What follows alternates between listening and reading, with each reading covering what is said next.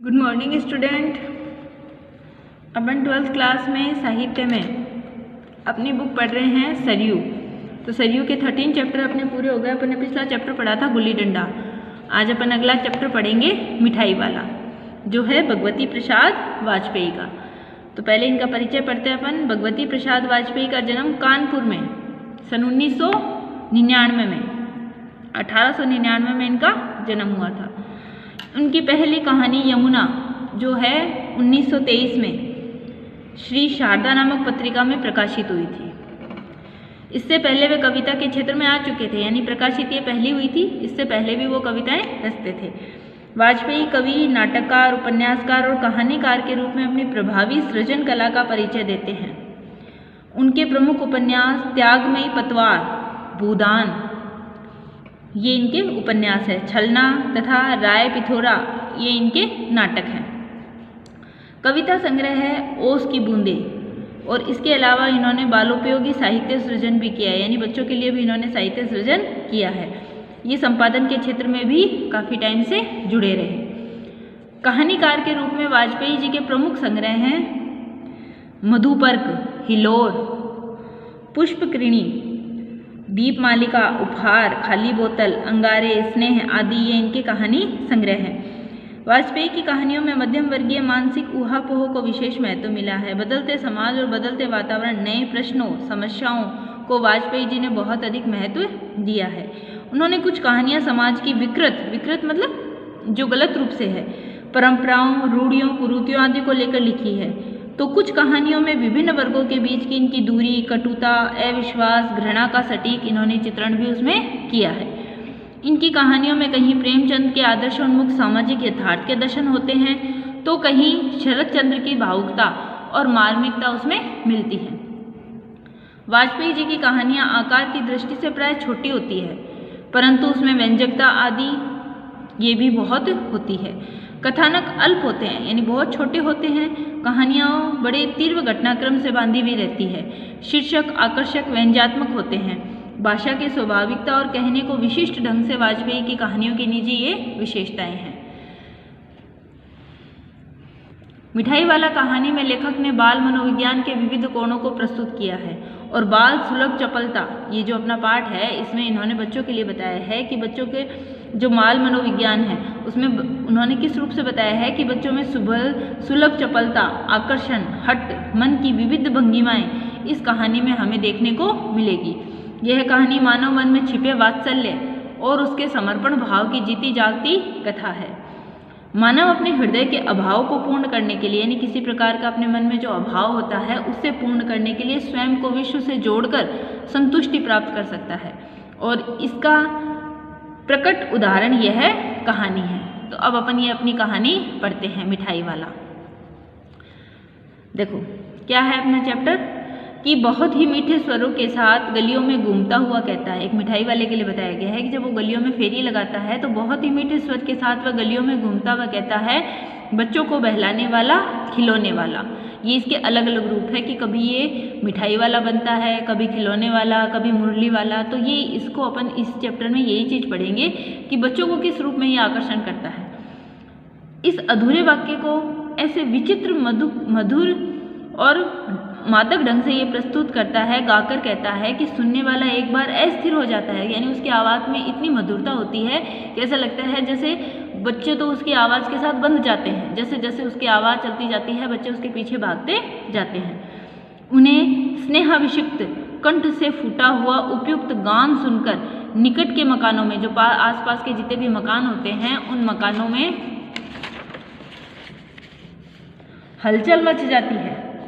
एकदम उसकी आवाज़ सुनते ही जितने भी मकान होते हैं उसके आसपास जितने घरों में वो आवाज़ जाती है वहाँ एकदम हलचल मच जाती है।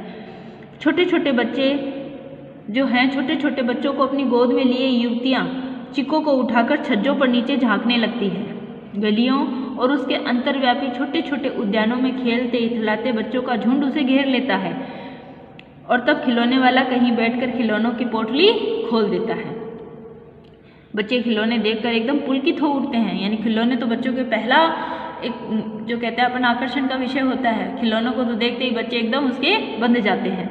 वे पैसे लाकर खिलौने मोल भाव करने लगते हैं। पूछते हैं इचका क्या दाम है। और बच्चों के स्वर कैसे होते हैं, बच्चे कैसे बोलते हैं, तुतलाते बच्चे बहुत अच्छे लगते हैं। तो बच्चे उससे पूछते हैं इचका क्या दाम है, और इचका और इचका। खिलौने वाले बच्चों को देखते उन्हीं नन्ही नन्ही उंगलियों से पैसे लेता है और बच्चों की इच्छा अनुसार उसे खिलौने दे देता है। खिलौने लेकर बच्चे फिर उछलने कूदने लगते हैं और तब फिर खिलौने वाला उसी प्रकार गाकर कहता है बच्चों को बहलाने वाला खिलौने वाला। सागर की हिलोर भांति उसका ये मादक गान गली भर के मकानों में इस तरह और उस तरह लहराता हुआ पहुंचता है और खिलौने वाला आगे बढ़ जाता है। राय विजय बहादुर के बच्चे भी एक दिन खिलौने लेकर घर आए। वे दो बच्चे थे, चुन्नू और मुन्नू। चुन्नू जब खिलौने लेकर आया तो बोला मेला घोड़ा के अच्छा छुंदल है। मुन्नू बोला और देखो मेला के अच्छा छुंदल है। दोनों आपस में अपनी नन्ही नन्ही जुबान से तुतलाते हुए बातें कर रहे हैं कि देखो मेरा खिलौना कितना सुंदर है। दोनों अपने हाथी घोड़े लेकर घर में उछलने लगते हैं। इन बच्चों की माँ रोहिणी कुछ देर तक खड़े उनको खेल निहारती रहती है और अंत में दोनों बच्चों को बुलाकर उसने पूछा अरे ओ चुन्नू मुन्नू, ये खिलौने तुमने कितने में लिए? मुन्नू बोला 2 पैसे में, खिलौने वाला दे गया। रोहिणी सोचने लगी इतने सस्ते कैसे दे गया, कैसे दे गया यह तो वही जाने, लेकिन दे तो वो गया और इतना निश्चय है।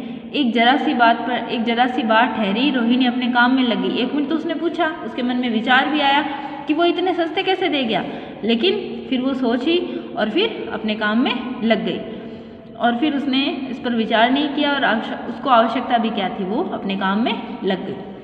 अब देखो यहाँ तक एक पार्ट था, वो खिलौने वाला बनकर मतलब खिलौने बेचने आया था, इसलिए वो खिलौने वाले के रूप में था। थोड़ा समय बीत गया, भूल गए सब उसको। वो गली में आया और चारों तरफ बेच के चला गया कुछ दिनों तक। फिर आगे देखते हैं अपन 6 महीने बाद। 6 महीने पहले की ये बात थी। अब 6 महीने बाद नगर भर में 2-4 दिनों से एक मुरली वाले के आने का समाचार फैल गया। लोग कहने लगे भाई वाह, मुरली वाले में तो मुरली बजाने में तो वो उस्ताद है। मुरली बजाकर गाना सुनाकर वह मुरली बेचता, सो भी 2-2 पैसे में, यानी बहुत सस्ती। इससे उसको क्या मिलता होगा, मेहनत भी नहीं आती होगी। सब सोचते हैं इतनी कैसे बेच देता है, इतना तो उसको फिरकर जो चारों तरफ फिरकर बेचने की मेहनत भी नहीं मिलती होगी। एक व्यक्ति ने पूछ लिया कैसा है वह मुरली वाला, मैंने तो उसे नहीं देखा। उत्तर मिला उम्र तो उसकी अभी अधिक नहीं है, यही कोई 30-32 का होगा, दुबला पतला गोरा युवक है, बीकानेरी रंगीन साफा बांधता है। ये उसका हुलिया लोगों ने आपस में बताया। वही तो नहीं जो पहले खिलौने बेचता था। अब किसी ने जब उसका हुलिया बताया तो लोगों को याद आया कि थोड़े समय पहले एक खिलौने बेचने वाला आता था, उसका हुलिया भी कुछ ऐसा ही था। क्या वह पहले खिलौने बेचा करता था? हाँ, जो आकार प्रकार तुमने बतलाया उसी प्रकार का वो भी था। प्रतिदिन इसी प्रकार मुरली वाले की चर्चा होती। प्रतिदिन नगर में प्रत्येक गली में, हर गली में उसका मादक और मधुर स्वर सुनाई देता। रोहिणी ने भी मुरली वाले का ये स्वर सुना और तुरंत ही उसने खिलौने वाले का स्मरण आ गया, यानी वो खिलौने वाला याद आ गया। उसने मन ही मन कहा खिलौने वाला भी इसी तरह गा गा कर खिलौने बेचा करता था। रोहिणी उठकर अपने पति विजय बाबू के पास गई। जरा उस मुरली वाले को बुलाओ तो सही, चुन्नू मुन्नू के लिए ले लूँ, क्या पता वह फिर इधर आए या नहीं आए। वे भी जान पड़ता है पार्क में खेलने निकल गए। विजय बाबू एक समाचार पत्र पढ़ रहे थे और उसी तरह उसे लिए वे दरवाजे पर आकर मुरली वाले से बोले क्यों भाई, किस तरह देते हो मुरली? किसी की टोपी गली में गिर पड़ी, किसी का जूता पार्क में छूट गया और किसी की सौंधनी ढीली होकर लटक गई। बच्चे इस तरह दौड़े दौड़े आते तो वो भूल जाते क्या कर रहे हैं, जैसे होते वैसे ही उसकी आवाज़ सुनते ही भाग पड़ते और इस तरह दौड़ते हाँफते बच्चों का झुंड आ पहुंचा। एक स्वर से सब बोल उठे अब भी लेंदे मुरली और अब भी लेंदे मुरली। मुरली वाला हर्ष गदगद हो उठा, बोला सबको देंगे भैया, लेकिन जरा रुको, ठहरो, एक एक को देंगे। अभी इतनी जल्दी हम कहाँ वापस लौटे जा रहे हैं, बेचने ही तो आए हैं और सबको बेचकर ही जाएंगे। इसके पास 1-2 नहीं, पूरी 57 है मेरे पास। हाँ बाबूजी, क्या पूछा था आपने, कितने में दी? दी तो वैसे मैंने 3 पैसे में, 3 पैसे के हिसाब से, पर आपको 2-2 पैसे में ही दे दूंगा। विजय बाबू भीतर बाहर दोनों रूपों में मुस्कुरा दिए और मन ही मन कहने लगे कैसा है, देता तो सबको इसी भाव में है, पर उल्टा मुझ पर एहसान लाद रहा है। फिर बोले, तुम लोगों की झूठ बोलने की आदत होती है, देते होंगे सभी को 2 पैसे में, पर एहसान का बोझ मेरे ऊपर लाद रहे हो। उसने कहा ना कि देता तो 3 पैसे में हूँ, पर आपको 2 पैसे में ही दे दूंगा। तब वो बोल रहे हैं। मुरली वाला एकदम अप्रतिब्ध हो उठा। अप्रतिब्ध का मतलब एकदम उसकी बात से यूं चौंक उठा। बोला, आपको क्या पता बाबूजी इनकी असली लागत क्या है? यह तो ग्राहकों का दस्तूर होता है कि दुकान वाला चाहे हानि उठाकर भी चीज ग्राहक को देगा तो वो यही समझेगा कि दुकानदार मुझे लूट रहा है। आप भला काहे किसी को विश्वास करेंगे, लेकिन सच पूछिए तो बाबूजी असली दाम तो 2 ही पैसा है। आप कहीं से 2 पैसे में ये मुरलियाँ नहीं ले पाएंगे। मैंने तो पूरी 1000 बनवाई थी, तब मुझे इस भाव में पड़ी थी। विजय बाबू बोले, अच्छा मुझे ज़्यादा वक्त नहीं है, जल्दी से दे दो 2 निकाल कर। 2 मुरलियाँ लेकर विजय बाबू फिर मकान के भीतर पहुँच गए और मुरली वाला देर तक उन बच्चों के झुंड में मुरलियाँ बेचता रहा। उसके पास कई रंग की मुरलियाँ थी। बच्चे जो रंग पसंद करते मुरली वाला उसी को दे देता। यह बड़ी मुरली है, तुम यही ले लो, राजा बाबू तुम्हारे लायक तो बस यही है, 2 पैसे ले लो, वही दे देंगे तुमको। तुमने वैसी न चाहिए तो ये नारंगी ले लो, यह अच्छी है। ले आए पैसे? अच्छा लाओ। ये वो बच्चों से बातें कर रहा है। उनकी नन्ही नन्ही जुबान से तोतली बोली में बच्चों से उसको समय बिताना बहुत अच्छा लगता था, इसलिए वो बच्चों को देता था। तुम्हारे लिए मैंने पहले ये निकाल रखी थी। तुमको पैसे नहीं मिले? तुमने अम्मा से ठीक से नहीं मांगे होंगे। धोती पकड़कर पैरों में लिपटकर अम्मा से पैसे मांगे जाते हैं बाबू। हाँ फिर जाओ, अब की बार तुम्हें मिल जाएंगे। दुअन्नी है तो क्या हुआ, ले आओ पैसे। पैसे वापस ले लो। ठीक हो गया ना हिसाब? मिल गए ना पैसे? देखो मैंने तरकीब बताई थी। अच्छा अब तो किसी को नहीं लेना, सब ले चुके ना? तुम्हारी माँ के पास पैसे? वो बच्चों से मधुर मधुर आवाज़ में बातें कर रहा है और वो उनकी आवाज़ को सुन रहे हैं। अब यहाँ दूसरा पार्ट मुरली वाले का था। पहले वाले में अपन ने पढ़ा कि वो खिलौने बेचने आता है खिलौने वाले के रूप में। दोबारा सबको यही लगता है कि ये वही आदमी है और फिर दोबारा वो मुरली वाले के रूप में आता है। अब तीसरा पार्ट अपन आज पढ़ेंगे इसका। आज अपने मकान में बैठी रोहिणी मुरली वाले की सारी बातें सुनती रही। वो मुरली वाले की बातें सारी उसने बच्चों से जो कर रहा था वो सुन रही थी। आज भी उसने अनुभव किया कि बच्चों के साथ इतने प्यार से बातें करने वाला फेरी वाला पहले कभी नहीं देखा। कई फेरी वाले आते हैं, अपन देखते हैं वो झिड़कने लग जाते हैं, पैसे कम नहीं करते, बच्चों की भीड़ को देखकर डांटने लग जाते हैं। तो ऐसा उसमें कोई भाव नहीं था। वो बच्चों के साथ इतने मधुर और प्रेम से बातें कर रहा था। तो उसका यही साथ देखकर उसको लग रहा था कि फेरी वाले तो बहुत आते हैं, लेकिन इतनी मधुरता से किसी को अभी तक बात करते नहीं देखा। फिर वह सौदा भी कैसा सस्ता बेचता है, भला आदमी जान पड़ता है। समय की बात है जो बेचारा इस तरह मारा मारा फिर रहा है। पेट जो न करे सो थोड़ा, यानी पेट के लिए हमें कुछ भी करना पड़ता है, यानी पेट का मतलब भूख के लिए। इसी समय मुरली वाले का क्षीण स्वर दूसरी निकट की गली में सुनाई पड़ा। वह बच्चों को बहलाने वाला मुरली वाला। धीरे धीरे वो वहाँ से चला गया। उसकी आवाज़ धीरे धीरे उसके कानों में धीरे धीरे कम होती गई। रोहिणी से सुनकर मन ही मन कहने लगी, कैसा स्वर मीठा है इसका। बहुत दिनों तक रोहिणी को मुरली वाले का वह मीठा स्वर और उसकी बच्चों के प्रति स्नेह भक्ति बातें याद आती रही। महीने आए और चले गए, फिर मुरली वाला न आया। धीरे धीरे उसकी स्मृति भी क्षीण हो गई। जैसे कई दिन पहले वो खिलौने वाले के रूप में आया, फिर कई दिन वो नहीं आया। धीरे धीरे उसकी आवाज़ यादों से उसकी बात निकलती गई। 8 मास बीत गए। 6 महीने पहले आया था, फिर 8 महीने वापस बीत गए। सर्दी के दिन थे। रोहिणी स्नान करके मकान की छत पर चढ़कर अंजालुम्बित केश यानी अपने केशों को सुखा रही थी। इसी समय नीचे गली में उसे स्वर सुनाई पड़ा, बच्चों को बहलाने वाला मिठाई वाला। मिठाई वाले का स्वर उसके लिए परिचित था। झट से रोहिणी नीचे उतर गई और उस समय उसके पति मकान में नहीं थे। हाँ, उनकी वृद्धा दादी थी। रोहिणी उनके निकट आकर बोली, दादी माँ, चुन्नू मुन्नू के लिए मिठाई लेनी है, जरा कमरे में चलकर ठहराओ तो। मैं उधर कैसे आऊँ, कोई आता न है। जरा हटकर मैं बीच की ओट में बैठी रहूँगी। यानी उसने दादी को कहा कि आप उसको रोको और लेके आओ इधर, मैं नहीं आऊँगी, बाहर से कोई अच्छा नहीं लगता, इसलिए मैं पीछे से बोल लूँगी। समझ गए ना इस चीज़ को? मतलब बाहर वाले के साथ मैं एकदम से बात नहीं करूँगी, आप बड़े हो तो आप उसको ले आओ। दादी उठकर कमरे में आकर बोली, ए मिठाई वाले इधर आना। मिठाई वाला निकट आ गया, बोला, कितनी मिठाई दूँ माँ? ये नए तरह की मिठाइयाँ हैं, रंग बिरंगी, कुछ खट्टी कुछ मीठी जायकेदार, बड़ी देर तक मुंह में टिकती है, जल्दी नहीं घुलती। बच्चे बड़े चाव से इसको चूसते हैं। इन गुणों के सिवा ये खांसी भी दूर कर सकती है। कितनी दूँ? चपटी गोल पहलदार गोलियाँ पैसे की 16 देता हूँ, यानी 1 पैसे की मैं 16 देता हूँ। दादी बोली, 16 तो बहुत कम होती है, भला 25 तो देते।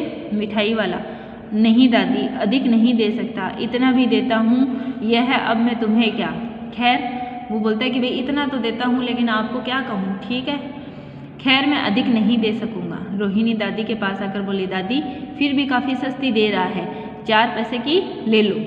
मिठाई वाला मिठाइयाँ गिनने लगा, तो 4 की दे दो। अच्छा 25 नहीं 20 ही दो। अरे हाँ मैं बूढ़ी हुई। वो दादी कह रही है कि कोई बात नहीं, 25 तो नहीं पर 20 तो दे दो। तुम समझते हो मैं बूढ़ी हो गई तो क्या मुझे मोल भाव नहीं आता? मैं भी मोल भाव जानती हूँ, ज़्यादा करना आता भी नहीं है। कहते हुए दादी के पोपले मुंह से जरा सी मुस्कुराहट भी फूट गई। रोहिणी ने दादी से आकर कहा, दादी इससे पूछो तुम इस शहर में और भी कभी आए थे या पहली बार ही आए हो, या यहाँ के निवासी तो तुम नहीं हो? दादी ने इस कथन को दोहराने की चेष्टा की थी कि मिठाई वाले ने उत्तर दिया, पहली बार नहीं और भी कई बार आ चुका हूँ। रोहिणी चिक की आड़ में से ही बोली, पहले यही मिठाई बेचते हुए आए थे या फिर और कोई चीज़? मिठाई वाला हर्ष के साथ संशय और विस्मय भावों में डूबकर बोला, इससे पहले मुरली लेकर आया था और उससे पहले मैं खिलौने लेकर आया था। रोहिणी का अनुमान ठीक निकला, उसको याद आ गया तो उसका अनुमान ठीक निकला। अब तो वह उससे और भी कुछ बातें पूछने के लिए अस्थिर हो उठी। वह बोली, इन व्यवसायों में भला तुम्हें क्या मिलता होगा? वह बोला, मिलता भला क्या है, यही खाने भर को मिल जाता है, कभी नहीं भी मिलता है, पर हाँ संतोष, धीरज और कभी कभी असीम सुख जरूर मिलता है और मैं वही चाहता हूँ। यानी वो जो बच्चों के साथ मुझे प्रेम मिलता है मैं उसी प्रेम को चाहता हूँ और उसी प्रेम के लिए मैं यहाँ आता हूँ। सो कैसे, वह भी बताओ। वो बोलती है कैसे, तो वो बोलता है, अब इन व्यर्थ बातों की क्यों चर्चा करूँ, उन्हें आप जाने ही दो, उन बातों को सुनकर आपको दुख ही होगा। वो कोई अपनी पुरानी बात याद करके दुखी हो जाता है तो वो बोलता है, रहने दो, उनको जानकर आप क्या करोगे, जब इतना बता ही दिया है तो वह भी बता दो, मैं बहुत उत्सुक हूँ, तुम्हारा हर्जा नहीं होगा। मिठाई मैं कुछ और ले लूँगी, मतलब इतनी देर तुम्हें यहाँ अगर रोकूंगी तो इतनी देर तुम्हारा जो लॉस होगा, मतलब तुम मिठाई बेचोगे तो वो तुम्हें नुकसान नहीं करूँगी, मैं और ले लूँगी। वो बोलता है, अतिशय गंभीरता के साथ मिठाई वाला कहता है, मैं भी अपने नगर का एक प्रतिष्ठित आदमी था। अब वो अपनी पुरानी बात बता रहा है कि वो ऐसा क्यों कर रहा है, क्यों जा के ये बेचता फिर रहा है। तो मैं अपने नगर का एक प्रतिष्ठित आदमी था, मकान, व्यवसाय, गाड़ी घोड़े, नौकर चाकर सब कुछ था, स्त्री थी, 2 छोटे छोटे बच्चे थे और मेरा वह सोने का सा संसार था। यानी सोने का संसार, ये आपके देखो बाद में क्वेश्चन भी बनेगा कि वह मेरा सोने का सा संसार। तो हमें ये समझना है कि सोने का संसार कैसे, सोने का संसार से मतलब एक सुखी परिवार था, अच्छा मकान था, अच्छा काम था, गाड़ी घोड़े, नौकर चाकर थे, अच्छी स्त्री थी, 2 सुंदर बच्चे थे। तो ये उसका एक सोने का सा संसार था। बाहरी संपत्ति का भी वैभव था, खूब धन दौलत भी थी और आंतरिक सुख, सांसारिक सुख भी था, यानी घर परिवार भी एकदम सुखी था। सुंदर स्त्री थी मेरी और ऐसे बच्चे थे, 2 सुंदर सुंदर मेरे बच्चे थे, जैसे सोने के ऐसे सजीव खिलौने, ऐसे सुंदर बच्चे थे जैसे कोई सोने के खिलौने हो। उनकी अटखेलियों के मारे घर में कोलाहल मचा रहता था। समय की गति, विधाता की लीला, अब कोई नहीं है। दादी प्राण निकाले नहीं निकले, इसलिए अपने उन बच्चों की खोज में निकला हूँ। यानी परिवार अब आज नहीं है, वो ख़त्म हो गए, तो अब उनके साथ मेरे प्राण थोड़ी निकल गए। भाई अपने हाथों से प्राण थोड़ी जाते हैं, वो तो ईश्वर का विधाता का खेल है, तो जाने वाले के पीछे तो जा नहीं सकता। तो आज उन बच्चों के उस प्रेम को ढूंढने के लिए मैं गली गली में बच्चों के साथ घूमता रहता हूँ।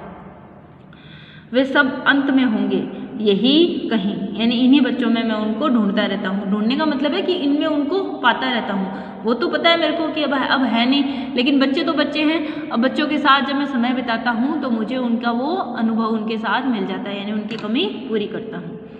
आखिर कहीं ना कहीं जन्मे ही होंगे, आज वो बच्चे कहीं वापस से किसी रूप में मेरे को मिलेंगे ही। इन सब बच्चों में उनके रूप को ढूंढता रहता हूँ। उस तरह घुल घुल कर मरता, इस तरह सुख संतोष के साथ मरूंगा। इस तरह जीवन के कभी कभी अपने उन बच्चों की झलक सी मिल जाती है। ऐसा जान पड़ता है जैसे मैं इन्हीं में उछल कूद कर वो खेल रहे हैं। पैसों की कमी थोड़ी है, आपकी दया से पैसे तो काफ़ी हैं। जो नहीं है वो इस तरह मैं पाने की कोशिश करता हूँ। रोहिणी ने मिठाई वाले की ओर देखा, उसकी आंखें आंसुओं से तर थी। मिठाई वाला ये बोलते बोलते एकदम उसकी आंखें आंसुओं से भर गई। और इस समय चुन्नू मुन्नू भी आ गए। रोहिणी से लिपट कर उसका आंचल पकड़कर बोले, अम्मा मिठाई।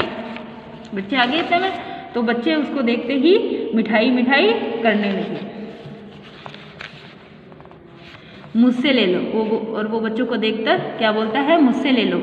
यह कहकर तत्काल कागज की 2 पुड़ियाँ मिठाइयों से भरी और मिठाई वाले ने चुन्नू मुन्नू को दे दी। रोहिणी ने भीतर से पैसे उसको दे दिए। मिठाई वाले ने पेटी उठाई और कहा, अब इस बार ये पैसे नहीं लूँगा। मिठाई वाले ने पैसे नहीं लिए। दादी बोली, अरे अरे न अपने पैसे लिए जा भाई। तब तक आगे फिर सुनाई पड़ा उसी प्रकार मृदुल स्वर, बच्चों को बहलाने वाला मिठाई वाला। तो ये इसके साथ ही हमारा चैप्टर यहाँ पूरा हो जाता है। आपको समझ में आ गया इसमें? देखो इसमें क्या था कि मिठाई वाले का जो बच्चे थे, परिवार था, वो परिवार उसका किसी कारण से आज नहीं है। कोई बच्चे आकस्मिक किसी घटना के कारण दुर्घटना उनके साथ घटती है और वो ख़त्म हो जाता है। तो बच्चों के उस स्नेह को ढूंढने के लिए, बच्चों के अपने उस प्रेम को ढूंढने के लिए वो बच्चों के साथ घुलता मिलता रहता है। गली गली में उन बच्चों, उसके मन में ये रहता है कि बच्चे कहीं उन बच्चों के साथ जो समय व्यतीत होगा उससे उसका वो दुख कम होगा। अपने उन बच्चों की जो उस प्रेम की खोज को वो उन बच्चों में पूरी करता है। पैसे की कोई कमी नहीं थी, वो एक अच्छा खाता पीता घर का लड़का था। तो ये इसमें जो भावुकता की कहा बताया गया है कि जो भावुकता, जो प्रेम है, उसके लिए हम उस प्रेम को किसी पैसे के मोल भाव से नहीं तोड़ते। वो तो उन बच्चों के साथ अपने उस दुख को बांटने के लिए, अपने उस दुख को भुलाने के लिए वो उसके साथ समय बिताने की कोशिश करता है। तो अब अपन इसके क्वेश्चन आंसर भी कर लेते हैं। मुरली वाला एकदम अप्रतिब्ध हो उठा। जब वो उसको बोलता है तो वो एकदम से अप्रतिब्ध होकर उसके आंसर को देखता है। तो क्या था कि क्यों हो जाता है वो अप्रतिब्ध, क्यों होता है? मुरली वाला कौन बोलता है? जो किसके स्वर से वो एकदम अप्रतिब्ध हो जाता है? जब वो उसको आकर बोलता है कि तुम तो सभी को इतना ही देते हो, लेकिन फिर भी आज मेरे साथ, यानी सबको बताते तो इतना ही हो, लेकिन जब तुम मुझ पर उल्टा एहसान डाल रहे हो कि ये मैं तुम्हें इतने में दे रहा हूँ, तो वो इसके लिए अप्रतिब्ध हो उठता है। याद आ गया अपन को पाठ का? आपको पाठ की लाइनें याद रखनी चाहिए, क्योंकि हमें उन लाइनों से ही उत्तर याद आता है। ऐसे तो हम इतना बड़ा पाठ है, हम कहीं ना कहीं हमने पाठ समझा है तो हम उस चीज़ को याद करेंगे। तो अपने पर अविश्वास किए जाने के, जब वो उसको बताता है कि इतने पैसे थे लेकिन वो नहीं मानते, तो अपनी बात पर अविश्वास किए जाने के कारण मिठाई वाला गली गली मिठाई बेचता फिरता था, है ना? क्यों? अपने बच्चों की खोजने के लिए, खोजने मतलब उनके प्रेम को प्राप्त करने के लिए। मिठाई वाला कहानी के कहानीकार कौन है? भगवती प्रसाद वाजपेयी। मिठाई वाला कहानी में किन किन रूपों में आया था? पहले खिलौने वाले के रूप में, फिर मुरली वाले के रूप में और फिर मिठाई वाले के रूप में। मुरली वाला किस तरह का साफा बांधता था? बीकानेरी साफा, है ना? बीकानेरी रंगीन साफा। बच्चों से खिलौने की कीमत सुनकर रोहिणी ने क्या सोचा? बच्चों ने जब उसको बताई कि इतने सस्ते में कैसे दे गया, इतना तो वो ही जाने कि वो कैसे दे गया। मुरली वाला कितने पैसे में मुरली बेचता था? 2-2 पैसे में, 2-2 पैसे में वो मुरली बेचता था। तो अब आप इसके आगे के भी क्वेश्चन आंसर करोगे। फिर अगले जो क्वेश्चन आंसर आपको नहीं समझ में आएंगे आप मुझसे पूछ लेना। आप एक बार फिर पाठ का रिवीजन करना और इसके आगे का पाठ हम